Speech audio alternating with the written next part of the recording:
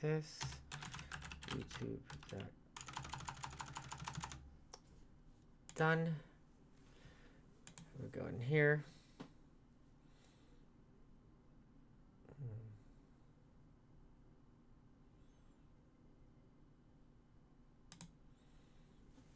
All right, let's give people a sec to get in here. And then we can talk about this situation.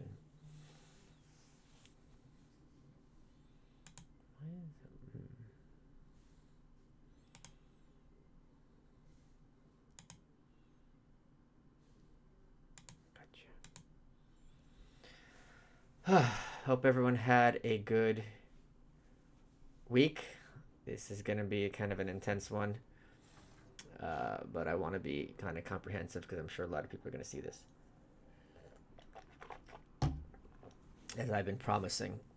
And this only came across my desk because someone sent a chat on a previous stream. They were like, hey, look into this. And I was like, all right. If you want to send me a chat so I look into stuff, I'll do it.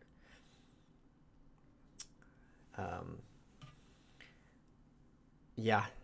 This isn't exactly the kind of story I like covering, but this is the world we live in. Huh.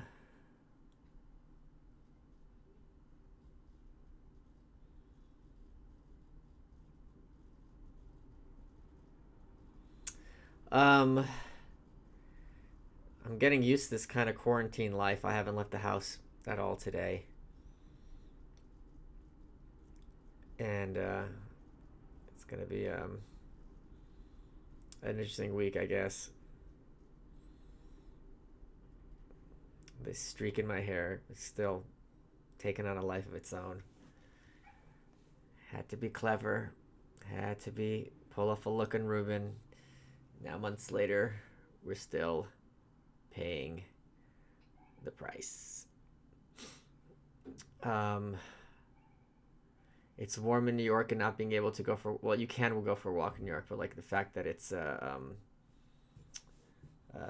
a lot of people out there is really a number. It does a number on you, I'm not going to lie. But I just crowdsourced a fun book from 1889 about anarchism, so that's going to be pretty cool. Okay, we got 100 people in here. Let me talk about this whole Duncan Lemp situation. And I kind of want to give a word of warning here. I feel like this is the kind of thing that has been discussed ad nauseum online in chat rooms and Reddits and so on and so forth. And I'm going to get some things wrong. And I'm not an authority on this case. I'm just trying to give it a bit of a signal boost. This is the kind of story where emotions get very, very high. Understandably so. It plays into certain socio-political tropes that people have. So, I've been to Porkfest. I know that people at Porkfest. I'm just saying, and if this is your kind of pet issue, and I'm getting it a bit wrong, you'll have to forgive me and spare me your agitation, because I'm not. I'm doing what I can, but I'm not going to do the situation justice as far as, because this sounds like it's a situation that doesn't have justice, to be honest. Okay, so I've got a few sources cobbled together, and I want to get the information out there, and I'm going to do this kind of like how I covered the news. When is the live stream, Mike? Oh, that's funny. Yeah, Greg messaged me. He's like, hey, when's your live stream? It's like, look at my tweets. And in all the live stream info is on mouse.locals.com. You could just sort by what posts I have put up to keep track of when the next live streams are. I got to figure out how to get this camera to work. Randy sent me this really fancy camera, and I don't know. It's not optimized, I feel. Anyway, so Duncan Lemp was 21. Jesus Christ. Lived in Merlin. And he was shot and killed by cops in his house 4:30 in the morning while he was asleep. Supposedly. Cops have a different kind of story. But let's go through the story, one version, and then I will tell you other versions. Okay? So, one version says, okay, this is according to his attorneys. According to his attorneys, March 12th, which is a year and a week ago, he's at home. Thanks so much for coming through on this, man. Can't tell you how much I appreciate it. Shout out yet again to the Fighting Mongooses on Twitter. That's an easy one. He's at home. Wait, he lived with his parents, his girlfriend, and his brother in Potomac. He was asleep when they executed a warrant on Thursday and was shot dead during execution, of a high-risk search warrant. They also say that he confronted police while holding a rifle. Drew White. Oh, thank you, Drew. That's really sweet of you. Yeah, today's the anniversary of Waco as well, which needed to happen, right? I remember I was in, this is really funny. I was an intern at the, I'm going to meander a bit for you guys who don't usually follow my streams. And if that's annoying to you, I apologize in advance. But I'm not sorry. I remember I was a Cato intern in 97. This is a long time ago. And Tom Palmer, who's still active in libertarian circles, made this point. He goes, Janet Reno was Attorney General at the time.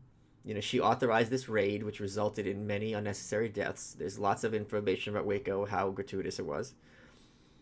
And she goes on TV and she says, I accept full responsibility. And I'll never forget Tom standing there in the Cato Institute being like, you accept full responsibility for all these people dying. Okay, this woman should be in prison. And it's like, what does that mean when you go on TV and you're like, yeah, I'm responsible for children like getting burned alive. So like I'm gonna run for governor of Florida now, right? It's like what does that word mean to you? Other than like, well, I'm responsible for this. It's like, and then you have to look around at people. And they're like, well, she took responsibility. It's like, but that's not that means she gets punished. It doesn't mean like you just washed your hands because she said this word. I mean, yeah, I've been cheating on you during this marriage. I accept responsibility for that. What? Oh, okay. What?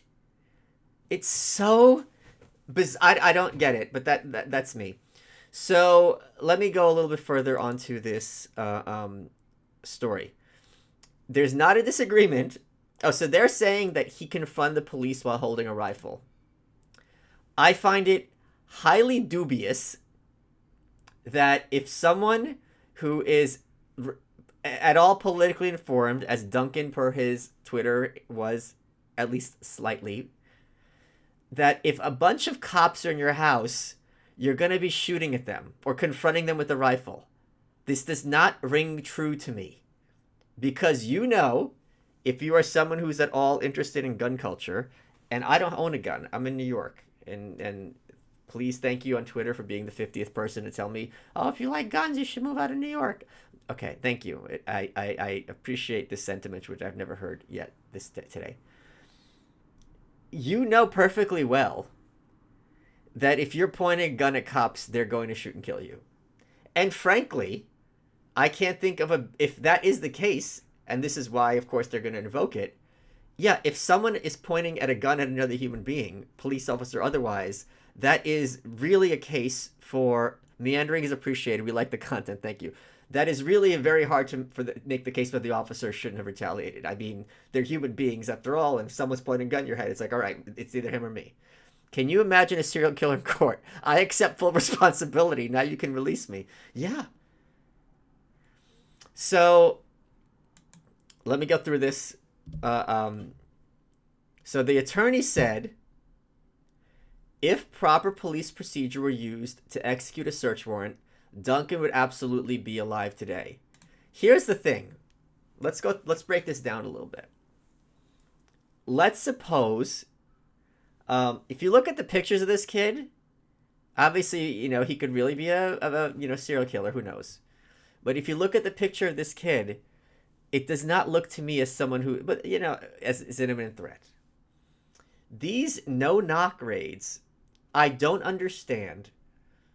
I don't understand how people are comfortable with this, including conservatives, who are probably the biggest advocates of the police in America.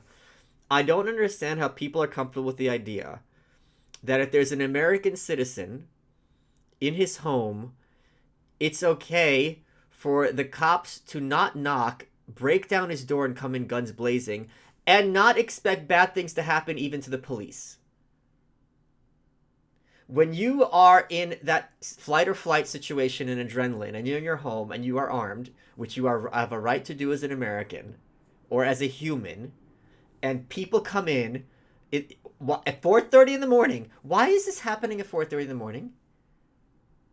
Why don't they execute? Okay, here's the situation. Let's suppose I know this guy has guns illegally in his house, and I know he shouldn't have them. Let's pretend. Let's assume. If you like guns, you should move out of New York. Thank you, Jesse, you fucker. Radley Balco's book is the best in this stuff. Highest possible recommendation, The Rise of the Warrior Cop. Highest possible recommendation.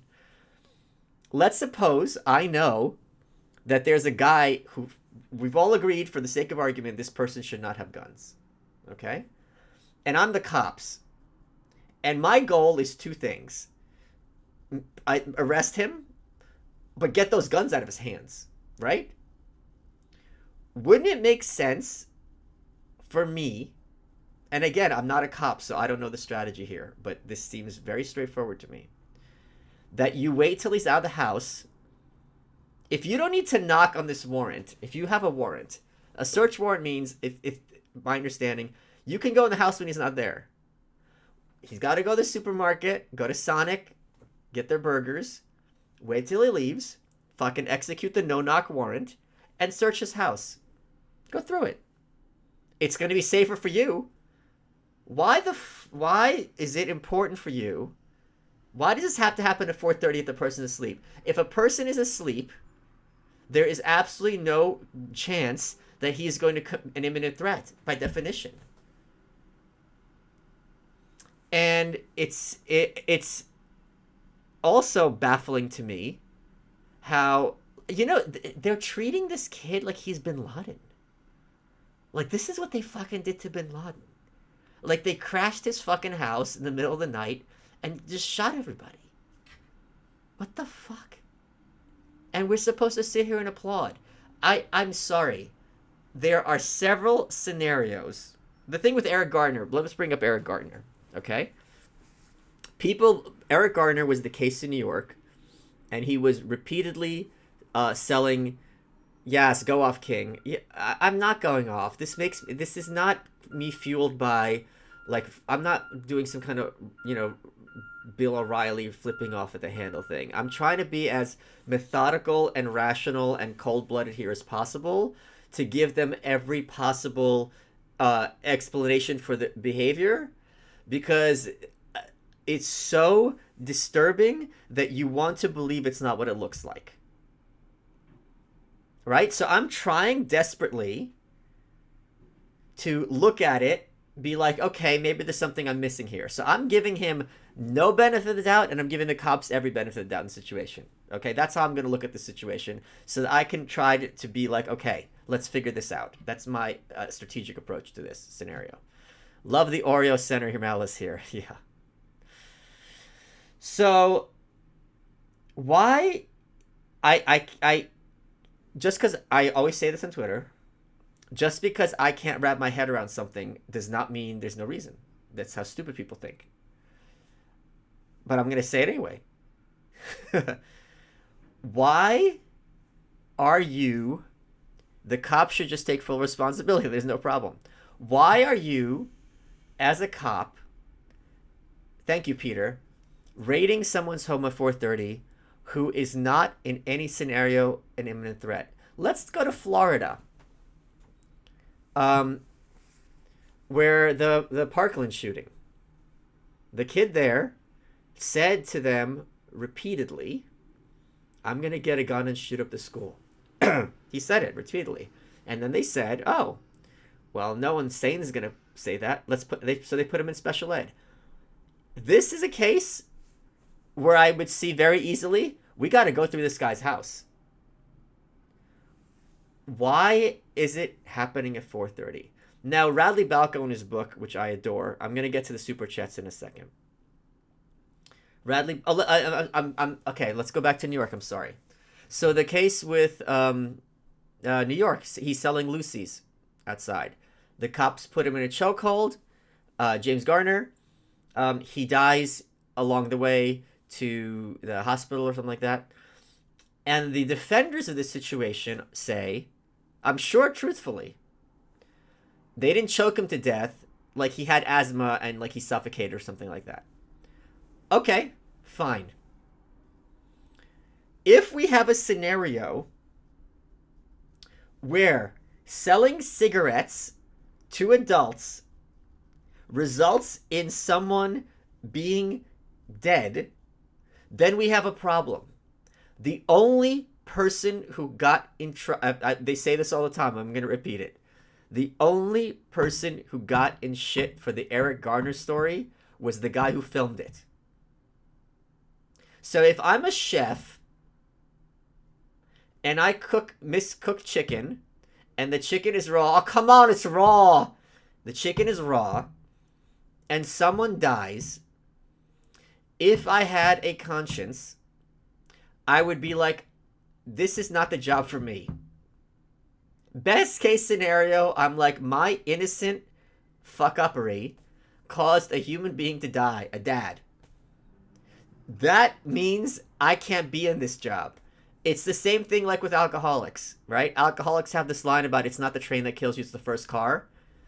They know you and I can drink as much as we want. We can get drunk. We can have one, or we can get drunk till we're vomiting blood. We're still not going to be alcoholics. They don't have that capacity. And so you can tell them, no one's really going to say it. It's like, oh, just have one drink. They don't have that because for them, one drink becomes 20. It's just how it works. So if you are a person who, as a consequence of your job, someone is dead, where is the like, oh man, I really should, go do something else. This is a problem. Let me look at these super chats. Hold on. And also, it's way more likely you are in a stupor, freak out, and pick a gun and shoot at them, thinking it's a home invasion. It is a home invasion. That's the thing. This is literally a home invasion. Now, you could say it's a justified one or a legal one or whatever, but it is indisputably a home invasion. Your home is being invaded without warning. By definition. Who the asterisks would expect non-Stasi or Gestapo agents to arrive in the middle of the night for a search warrant? Do you know what's amazing? Holy shit, I just realized something, Greg. Thank you. Oh, let me just read Mitchell's one and I'll make this comment. If Trump really wanted to drain the swamp, he'd speak up on stuff like this in Epstein, but he doesn't. He's a fraud through and through. I'm not talking about Trump right now, Mitchell. I'm sorry. There's one of my favorite quotes, and when I made this meme, I actually, it brought me to tears, because having been in North Korea and seeing it like still now, and it's probably one of my favorite by far Ayn Rand quotes. And I've brought this up many times and I'll bring it up again. And she's testifying in front of the House Un-American Activities Committee in the 50s. And she was talking about Hollywood propaganda in the movies and how some of these movies portray Russia in like a complete unrealistic way, and that's propaganda. And this is before it was totally known just how bad things were under Stalin. But it wasn't full blown, and it's also hard to say it's fully known because when you have an entire edifice of people telling you, "Oh, this is just lies," they just hate communism. It's overblown, blah blah blah. And then World War II, Stalin's our friend. So she said, it's almost impossible to convey, because the guy's like, don't they just spend time with friends and visit mother-in-laws? This is the congressman asking her, and she goes, I'm not going to do her accent. It is almost impossible to convey to a free people what it's like to live in a totalitarian dictatorship. I can tell you a lot of details. I can never completely convince you because you are free. It is in a way good that you can't even conceive of what it's like. Certainly they have friends and mothers-in-law, they try to live a human life, but you understand it is totally inhuman. Try to imagine what it's like if you're in constant terror from morning till night, and at night you're waiting for the doorbell to ring, where you're afraid of anything and everybody, living in a country where human life is nothing, less than nothing, and you know it. And the thing about this quote, why it just comes up now, because even there, you're waiting for that doorbell to ring. You see, it just registered. So even in this situation where she's talking about the worst like country ever, the worst scenario. I mean, maybe North Korea, maybe Mao, who cares? It's certainly up there. You're waiting for the doorbell in the middle of the night. So even under fucking Stalin, they fucking knocked on the door. You fuckers. Just had your voice playing for 12 hours while I slept, only to find you streaming when I wake. I don't know what that means.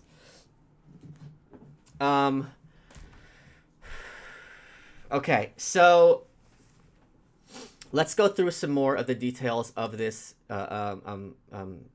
case. So the attorney says if they had followed proper procedure to execute a warrant, he'd be alive today. Any attempt, this is the family speaking now in a statement, any attempt by the police to shift responsibility onto Duncan or his family who were sleeping when the police fired shots into their home is not supported by the facts. Here's another situation. He lived with his family. You're telling me you can't pull mom, dad, girlfriend aside and say, hey, we believe in individual rights in this country.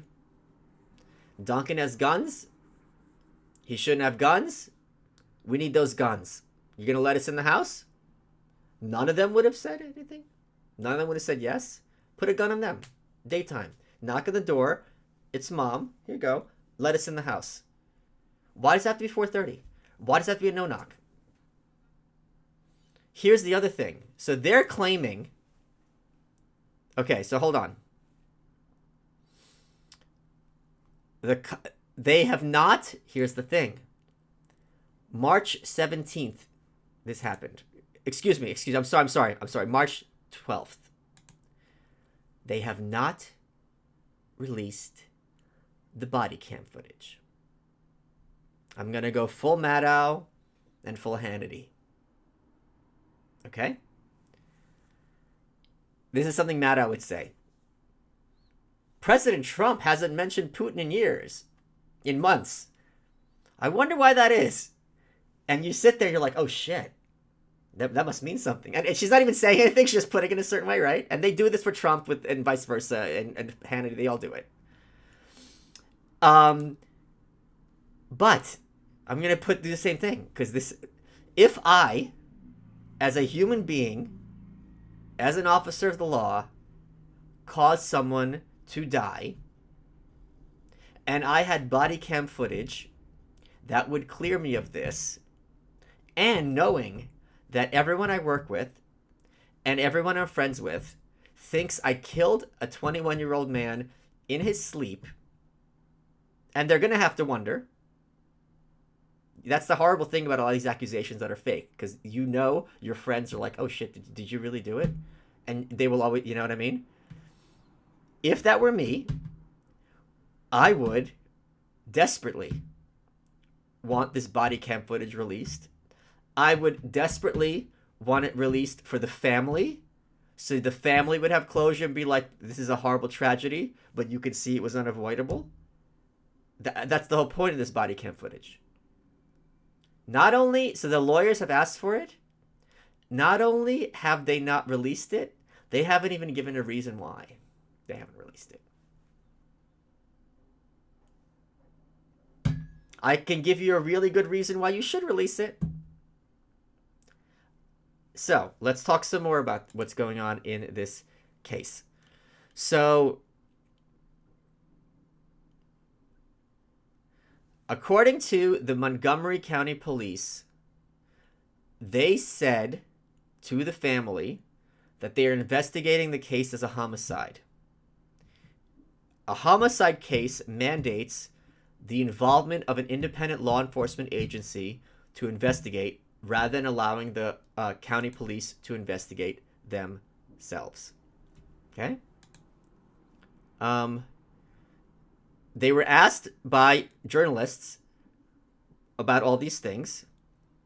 And here are the questions they were asked. You ready for this? Let's listen to this shit. And again, these are their words. I'm quoting them verbatim. This is you don't need my opinion. You need my analysis. I'm giving you their words. Okay.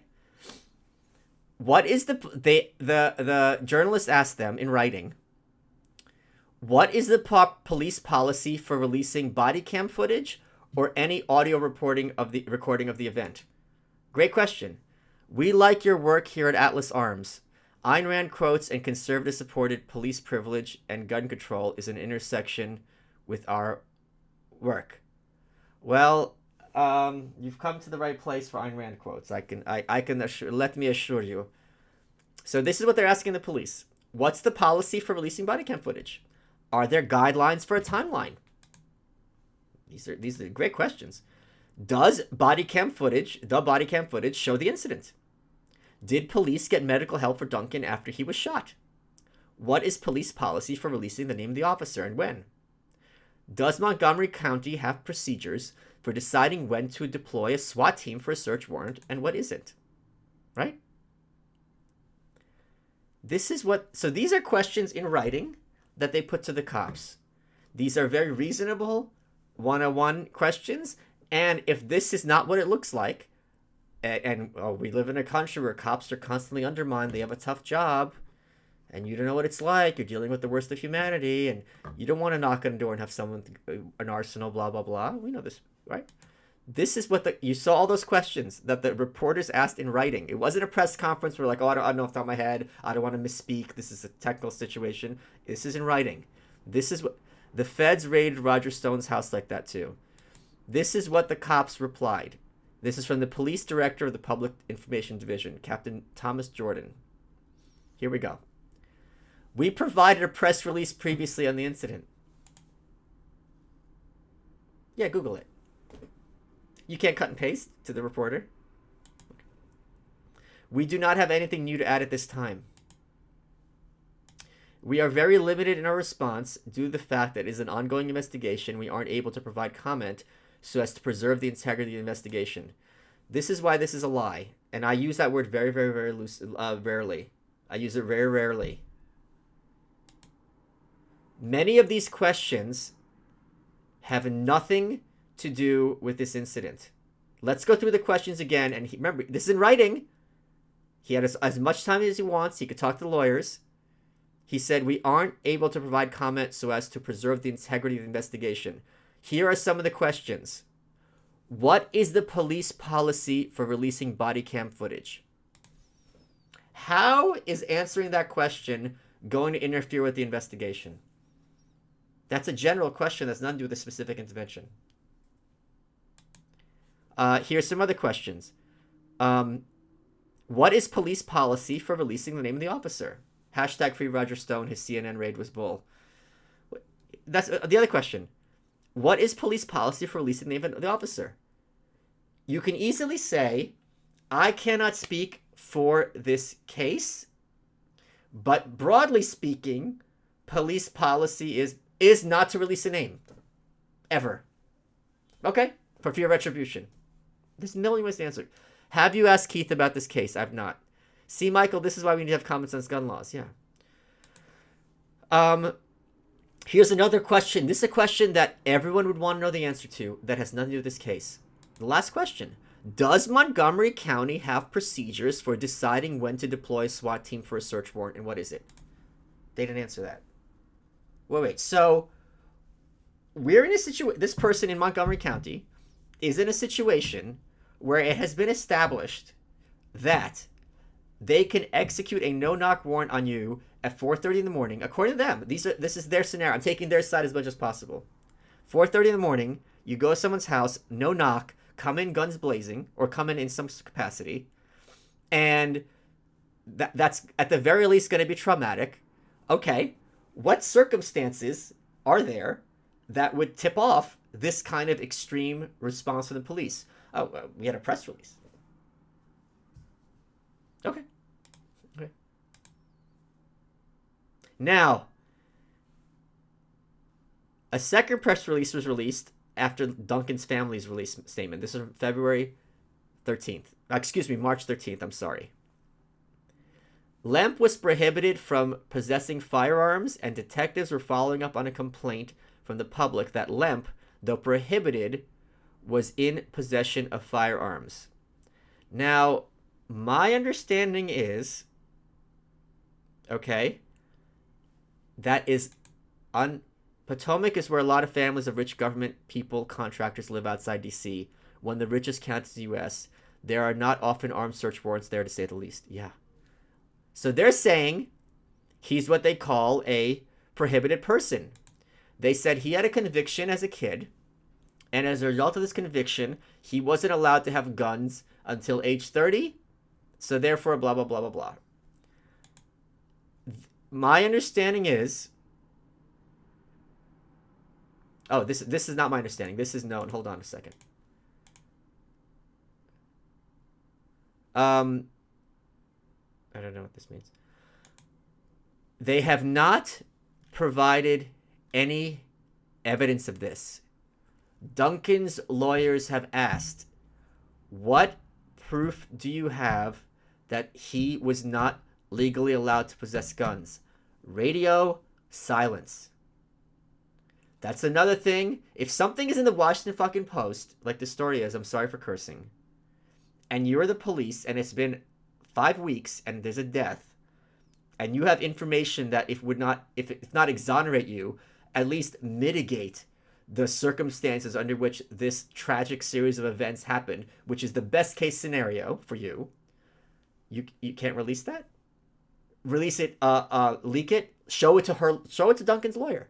Say, here, information that has happened in the past cannot affect an investigation. So if you are arguing that someone had tickets, this is like when Trump says, I'll release my tax returns once I'm done getting audited. It's like, what? If there's a situation about you're driving without a license and someone dies and there's an investigation about it, you can very easily say, look, here's the expired driver's license. That's not going to change the investigation because this card is immutable. That's immutable data. But they're not released. They have not sent that to Duncan's attorneys. Okay, let's go some more. Hold on a second. They're saying that they recovered 3 rifles and 2 handguns from their residence. Wait a minute. Hold on a second. If he's living with his parents and his girlfriend and his brother, how the fuck do they know whose guns these are? Hold on. Let me read some more.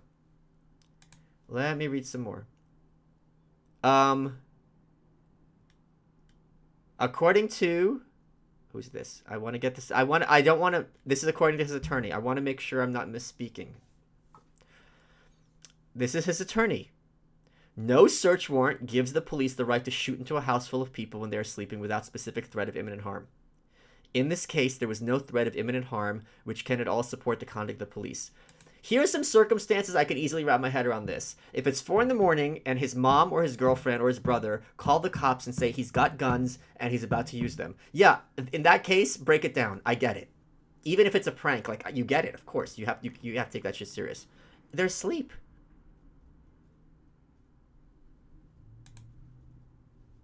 Five days later, March 17th, the cops said more things. Detectives received an anonymous tip. I thought I left the Soviet Union, right? At the beginning of the year, indicating Lemp was in possession of firearms. Due to his history as a juvenile, Lemp was prohibited from legally possessing or purchasing firearms until the age of 30. During their investigation, detectives learned of a number of firearms he was in possession of, to include various rifles and handguns that would ultimately be recovered from the residence. How would they know where those guns are? Detectives applied for and received a no-knock search warrant for the crimes of... Here's what it is. Here are the crimes that you got a no-knock search warrant. Possession of an assault weapon and possession of a firearm. Possession, not use. Ham, I don't get this, Greg. 1 second. They're simple. They're on his bed, loaded. Sadly, we lost the fingerprints, the guns, and you can't see our paperwork. Yeah. The search warrant was served in the early morning hours, consistent with Montgomery County Police practice. So they're saying this is the right way to do it. The officers entering the residence announced themselves as police and that they were searching a search warrant. Officers gave commands for individuals inside the residence to show their hands and to get on the ground. Upon making contact with Lemp, they identified themselves as police and gave multiple orders to show his hands and comply. He refused to comply and proceeded toward the interior bedroom door where other officers were located. I do not believe, Hammy's cops, I do not believe it's 4 a.m. and the SWAT team's at your house and they're saying, police, hands in the air. We've seen some of these YouTube pranks. I don't think anyone other than a completely insane person who's doing suicide by cop, which he clearly was not, would be like, oh, you want me to put my hands in the air, cops, with the gun in my face? I'm going to go to the bedroom. Yeah, I'm just going to change. Like, this look is not, it's not the look. That does not happen. That does not happen that if cops come in your house at 4 a.m. in SWAT gear, identify themselves as police. I'm sure they weren't undercover. I'm sure they had some kind of uniform. And they're like, police, hands in the air. That you're not like, this, not good time. Can we do... oh, God, this week's busy. I mean, I'm 21, so I got a lot of beating off to do. What? What's next? Hold on a second.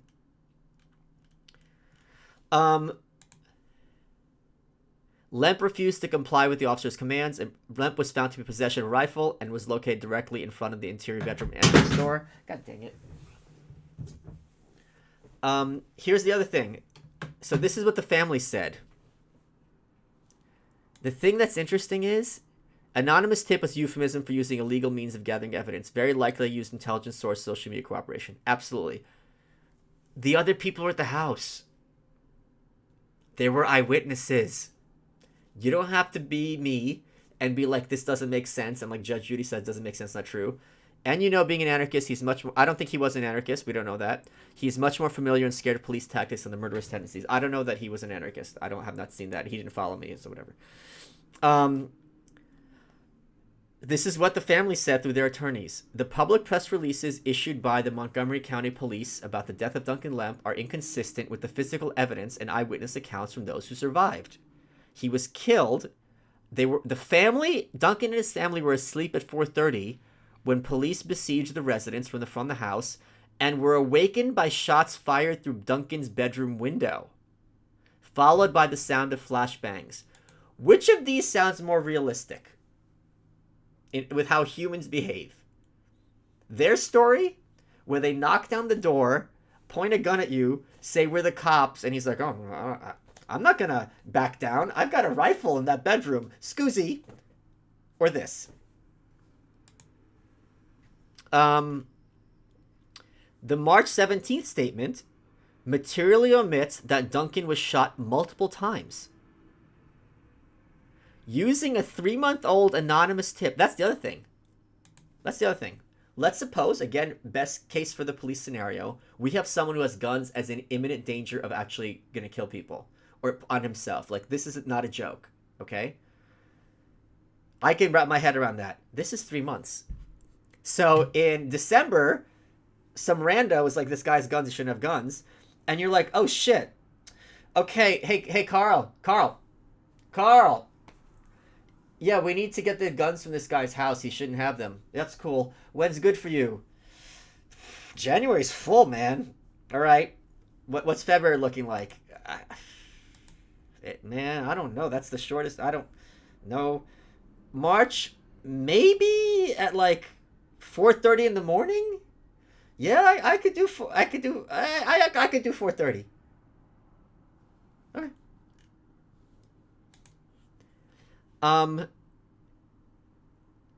The police obtained the warrant at 2:38 p.m. on March 11th. SWAT officers initiated gunfire and flashbangs through his window in the front of the house. They shot into the house, according to the family, who were eyewitnesses. Consistent with the no-knock warrant, The eyewitness told investigators that police never made verbal commands upon either her or Duncan. I'm assuming this is the girlfriend, if it's saying her, after Duncan was shot and lay bleeding on the floor. Multiple eyewitnesses told investigators that the police only forced entry into the house after Duncan was shot. According to those eyewitnesses, the police had no contact with any family members until after he was shot. Here's the other thing. There is a claim that the girlfriend was shot too. This is not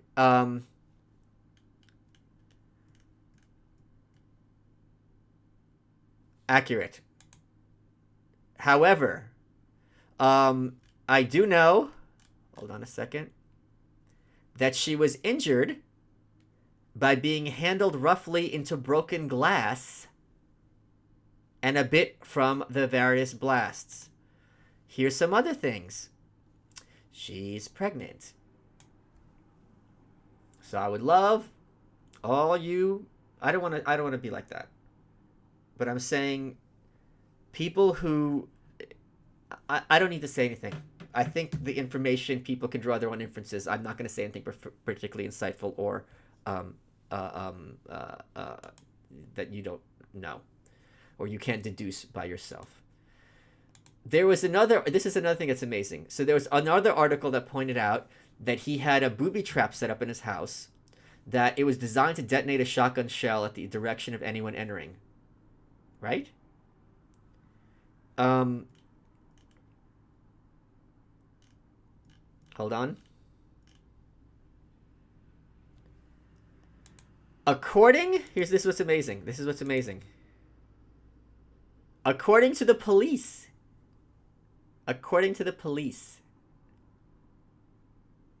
after officers entered the bedroom, the other occupant of the room, which must be the girlfriend, warned the officers to be careful of the device rigged to the exterior door.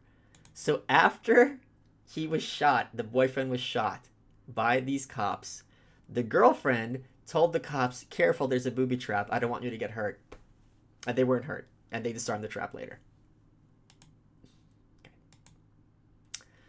According to the cops, Lemp refused to comply with... according to the cops, one of the tackle officers fired the fatal shot. Lemp had been in possession of a rifle. They did not specify how he was holding it. That's interesting. I would think that would be a little germane, but what do I know? So, that's where things are. The lawyers are on the case. I'm sure there's going to be more info that comes out. I just want to give you guys a brief overview of how things stand as they are. His Twitter account's still up. I retweeted one of his tweets. The GoFundMe link for his family and their legal bills and the funeral expense, all that stuff, is the first link in the notes under this video. I'm going to leave this video public. And I don't know that I have particularly anything to add to the situation here. But there's going to be protests. There's people are still staying on top of this case. When I was Googling around, there was something from the American Conservative on this. So I'm very glad that some conservatives, and many conservatives, this is not a political issue. It's kind of thing like conservatives are the ones who tend to defend the police, but it's not like there's going to be any shortage of conservatives who are going to be like, this is a nightmare. That's not the way it is. I don't want to mischaracterize people, and this is just horrible regardless of where you stand politically. Like he was going to be a dad. What does Nicole have to say? Probably not the only criminal defense attorney here, but my 2 cents. SCOTUS says no knocks are disfavored, but they're liberal with exceptions. Possibility of violence, destruction of evidence are the main reasons, which is not surprising for a weapons warrant. Sure. I love but it's just so funny. It's like, he has a gun, right? We have concluded through due process, let's assume that he shouldn't have a gun, for the sake of argument. Our fear is that if we execute a warrant with a knock, he will destroy the guns. Wait. So, let's take the 2 scenarios. No knock warrant, guarantee of terror situation, possible severe injury to officers, possible severe injury to citizen, or we knock on the door, he says, oh shit, destroys all the guns. I don't know how you would do that quickly, but let's pretend he's got a, magic wand. And then he doesn't have to go to jail. And no one was ever hurt. These are the two scenarios that are being put forward in defense of no-knock raids. It's up to you to pick which one makes more sense to you. Okay. Thank you, Sam. Why would he have booby traps if he wasn't doing anything wrong? Yeah. Thomas, I'm not calling for a revolution. I just, what do we got here from Nicole? One of my clients had her door broken down by 9 law enforcement officers to arrest her for allegedly leaving her kid in the car for 10 minutes. Most unreasonable part to me is the timing, usually 6 a.m. equals reasonable. Now, here's the other thing. You guys, I'm a very, very optimistic, hopeful person, right? And again, please read Bradley Balco's book, The Rise of the Warrior Cop. A lot of this stems with the beginnings of the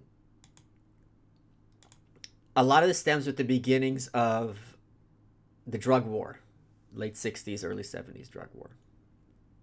And the concern was someone's a drug dealer.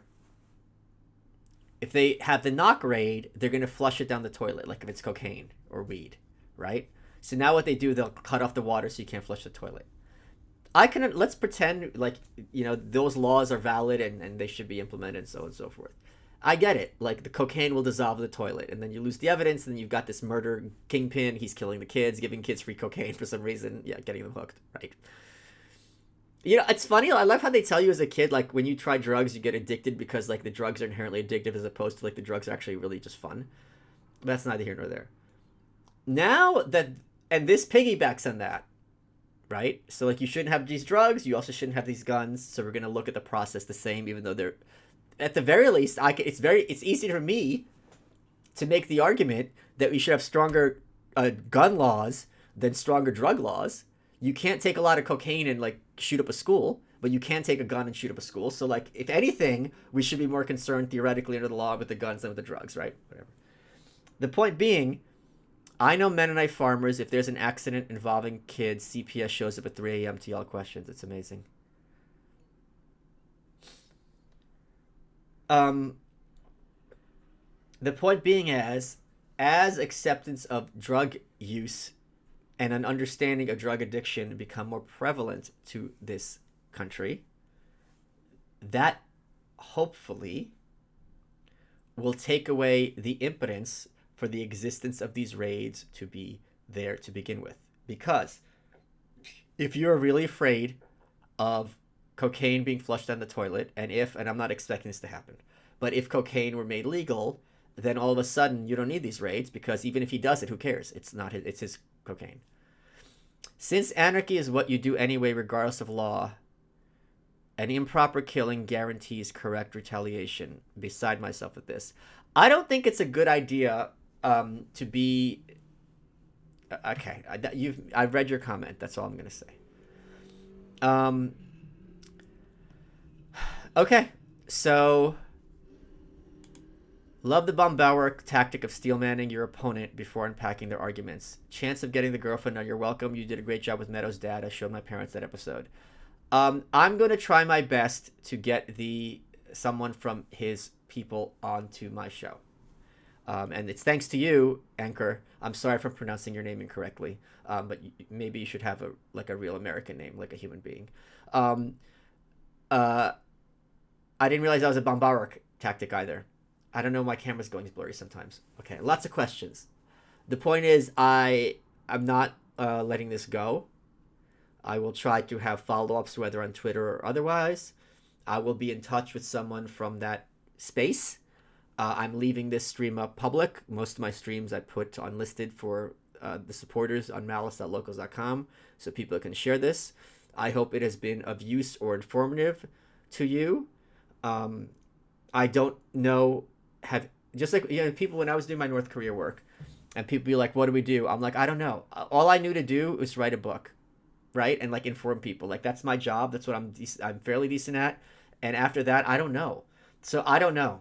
All I could do is like signal boosting and talk about it and lay out the information as I've seen it in a hopefully coherent, straightforward way. I'm sure something was misinformation. I'm sure I misread something.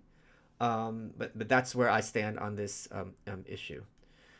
Are all types of anarchism predictive rather than prescriptive, predicting how we naturally organize when the state is going, not telling us how to act? I don't know what you mean. No, I don't think. I think many types of anarchism are not predictive. It's like the example I use when people like, what would it be like if you didn't have government police? It's like the answer I say is, what would it look like if the government didn't make our clothes?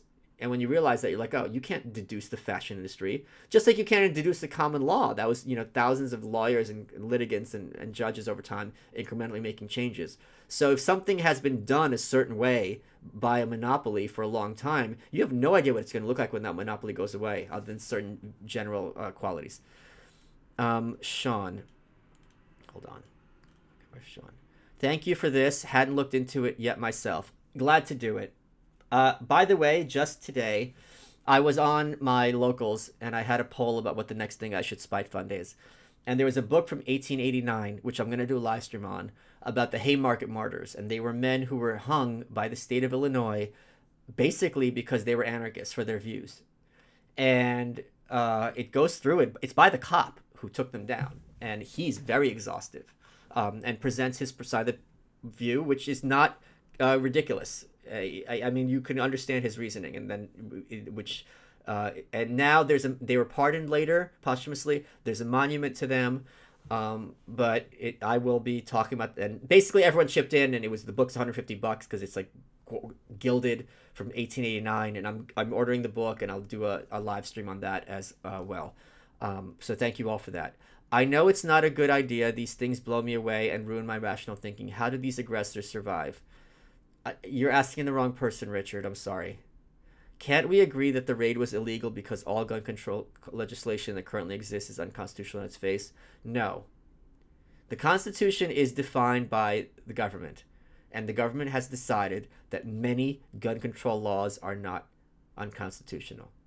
And you could waive your Second Amendment to them all you want. This is the anarchist argument.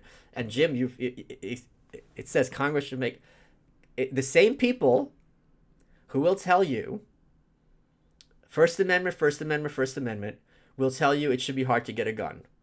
They're the same. So you could say it should be hard for you to speak and it's hard to be a gun, or it should be easy for both. The same principle for both. And they'll tell you, oh, it says well-regulated militia. The average person might not know what that means. They do. People who are informed on this issue know. It means a well-rehearsed militia. Regulation was not a thing in the sense of Woodrow Wilson in 1789. It meant the premise was it's important to live in a country where every male has a gun and knows how to use it. That's what it meant. So it said because it's important for us to have a country where every man can, at the drop of a hat, pick up a gun and know how to use it, the right to bear arms should not be infringed. It was specifically, it wasn't for shooting at the range. It wasn't for hunting deer. It was specifically for if shit goes down, including via the government, you should have that gun in your house and be able to use it. That's what it meant. Now we could say it's outdated, and you could say that's not blah, blah, blah, and this is another time, and now we have a standing army. That's fine. But you cannot disagree that this is what the Second Amendment meant at the time. Greg, is it possible to end on a lighter note? This ruined my evening and night. Thanks for taking the time. Rest in peace, Duncan. No, you don't get a happy ending from me. Sorry. I once tweeted you to use your big brain to prevent war with North Korea. I'm very sorry. You do not need to apologize. Seriously, I get my skin is pretty thick despite being lean as hell. I get much worse than that all the time. I don't remember it. I'm sure it wouldn't have offended me. Reading it now, if I saw this, I'd roll my eyes. So do something. If you feel bad, do something kind, and text someone of your friends that I appreciate you, and you'll be absolved. I'm not. Girlfriend is on Twitter at BitPixie. Okay. I couldn't have thrown that bomb. I was at home making bombs. What Richard is referring to is my favorite of these Haymarket anarchists, Louis Ling, who, if you look at his photos, he looks like he's from Abercrombie ad. He's 21, German. They're the first terrorists of Germans. And the quote is actually inaccurate, but during his trial, so the cops raided his house without a warrant. I don't know if they had warrants back then. They found it had all this dynamite. So because a bomb was thrown at Haymarket Square, a lot of people were killed, including some officers. Like, he was put on trial, and it was very clear that he made the bomb. But it was also clear he wasn't there. So they were trying him for murder for a bomb he built that he didn't intend, or there was no proof that he intended to actually blow up people at that time. And his lawyer said, yes, house was full of dynamite, but he has a right to do that. And then just like moved on. So it was so that's become a quote ascribed to Louis Ling. I could have thrown that bomb. I was at home making bombs. But he was really the symbol of defiance of that scene. I mean, ANCAPs can't force people to be capitalist because that would violate the NAP. So all anarchism is predicting stateless people's behavior, not forcing it. No, I don't. I think you're dancing around the word force. I think it's more preventative. So, for example, please read my book. I go into this at length, Nico, and I'm not trying to plug my book, but this is just kind of a big detour. But as an example is, let's take music, right? I'm old enough, when I was a kid, they wouldn't release that song you liked. If you want to hear that song, you gotta buy the whole fucking album and spend $17. So then people just started having Napster and sharing the song that you like. And they flip their shit, blah, blah, blah, blah, blah. But eventually the technology was too strong, and they're like, fuck it. Now you could pay $1 on iTunes and buy the song. The point is, it was the technology that forced them to be capitalist, not any kind of persuasion. So right now, say same thing with there's other things. I don't want to distract, but like that's kind of what I mean. Believe I heard the booby trap was a trip alarm, 12 gauge blank shell, noisy but not particularly dangerous. I think they're putting that story out there to paint him as some kind of prepper loon, but I can't speak on that. Thank you for all you do, Mr. Malice. Thank you. Spooner was right. Yo, what's his name? The guy who owned Lysander, Randy Barnett. He was reading my book, and I asked him because he was selling nails from the house Spooner grew up in, and we were DMing because I really wanted one, and he unfollowed me and never replied. So I don't know what he got butthurt about, but I respect him, so that's his right. What to do? Okay, guys. This has been kind of intense. Thank you again, Anchor, for bringing this to my attention. And as I said this, I was on Dave Smith's show or one of mine. I forget. We're doing crossover episodes now. If you want to get the attention of someone who has a platform, I promise you, or at least for me, berating them is not going to do it and is going to be counterproductive to your goal. And I know it's annoying when we're dealing with a literal death to be like, oh, I have to approach this a certain way. That's just human nature.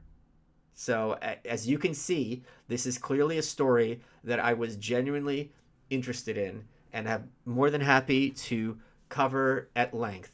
So the fact that I didn't do it is and you, if you surmised that this is something I would be interested in, you were correct. But it's also a question of coming correct and approaching people in a certain way. And I know it's annoying, but I've had to do this a lot to become a writer, to become, all these other things. Like there's all these rules that you have to follow. And a lot of these rules are sometimes they're counterproductive. And I got to figure out why the camera gets blurry. Anyway, I think I spend so much more money on you when I'm angry. Okay.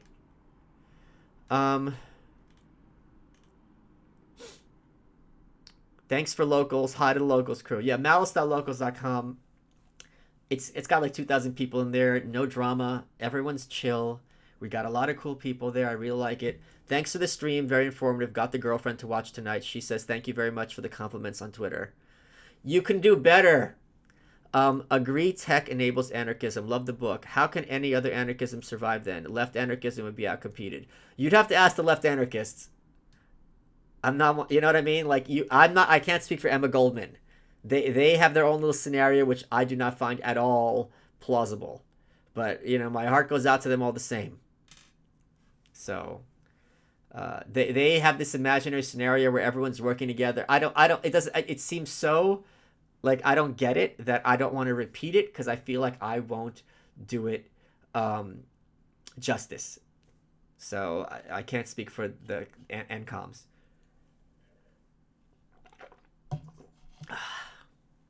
Okay. Okay. I think we're good. I think I'm going to take a breather, go finish that book. So two things I want to update since the last live stream, which is I figured out. I want to thank Charlie. There's a way to watch videos together, and I can pause it as I'm watching it. So we're gonna have movie nights, and I'm also figured out how to on my OBS have a second person on these. So I'm gonna have hangs with some of the people that you know and like, and we'll have a group thing. It'll be a lot of fun. Please consider donating to his GoFundMe. Well, yes, absolutely. I was very happy. I got to be the one to put him to exactly 10 grand. So that was really cool to do. Um, uh, that to put him over the top. Okay. I think I'm going to let me just check one thing quick.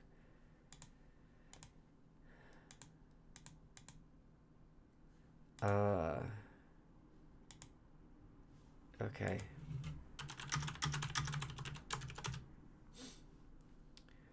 Okay, I think that is everything. Um, I hope I was coherent and I laid out the situation. I'm sure there's no you can find more info online. I'll be retweeting stuff if you need me to. Um, I thank you for all the support. Um, I just I feel awful for this kid. I feel awful for the girlfriend the kid's never gonna have a dad. Which is something I know no conservative likes. None of us like. Thanks for the stream. I got really heated just reading about that story, so I can only imagine trying to be as calm as you were. I have found. Well, let me talk about that, Hunter, because that's an interesting point. I have found that it is much more disturbing. First of all, like if we get emotional, when people get emotional, it's not very persuasive. For me, as soon as someone starts, maybe it's my Soviet upbringing, when someone starts freaking out, like I'm just very averse to it, and I don't want to hear them out. I'm like, okay, I got to get away from this person. They're a maniac. When I was doing the North Korea work, what was most effective and most disturbing was when these refugees would talk about what they went through, and they'd be talking about it like they're tying a pair of shoes, and then your brain has to make the connection and be like, oh my god, wait, how it, because this was their reality. So you can't be outraged by the entirety of your reality, right? That it's very hard to maintain. So one of them, there's a video which someone sent to me, and I'm sure you can find it. It's North Korean refugees eating American barbecue, and you watch this, and you're it's like porn, because you're like, please stuff your face, like you were starving, eat so much that you want to throw up, and then eat some more, please, just more food, get them as much food as possible, please, I'm begging you. And one of them, just matter of fact, and he goes, and I've said this before, this is like the most horrible sentence I think I've ever heard. He says, when someone's about to die, the flies are the first to know. And then apparently, like, their breathing changes, and you'll be watching someone on the street, this one's skinny, the flies start going around their anus and around their mouth, and you're like, oh, he's about to go, and they go. And the flies know somehow, because they've evolved to know. And he's talking about this while, like, eating barbecue, just being very matter of fact, and you're like, this is not something a human being should know. Maybe a doctor, right? Or like an entomologist. But like, that he's just like, oh yeah. It's like, what'd you think of this movie? Oh, it was good. Oh, by the way, when someone starves to death, the flies know. Oh, cool. So, yeah, guys. Okay. No happy endings today. I'm still staying positive. I'll follow up with this, I'm sure, on Twitter or locals. Hope you're having a good week. I hope you're feeling blessed, and I'll talk to you soon.